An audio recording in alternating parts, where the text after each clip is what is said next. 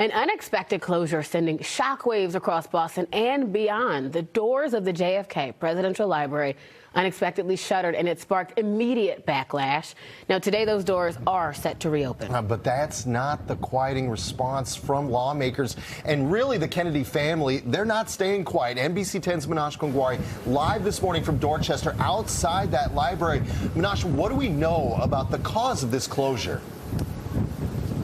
A sudden dismissal of employees is what officials with the JFK Library says caused the closure. And when people showed up yesterday afternoon, they were met with a sign right out front that read, "Due to the executive order, the JFK Presidential Library will be closed until further notice." Well, it turns out that closure lasted less than 24 hours. On the library's website right now is this statement, in part, quote, "The National Archives staff looks forward to welcoming guest visitors and researchers today."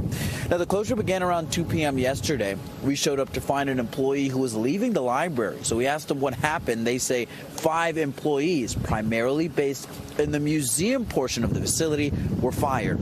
It's uncertain which of the president's executive orders prompted this, but it comes a week after he signed one that aims to shrink the size of the federal workforce while limiting hiring to essential positions. As you can imagine, family members of the former President John F. Kennedy outraged.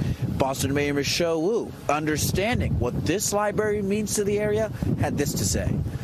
This is an incredibly important institution for our city. Of course, recognizing the history that has been made in Boston, we're going to work and follow their lead on what needs to be done to make sure they could be back open to the public.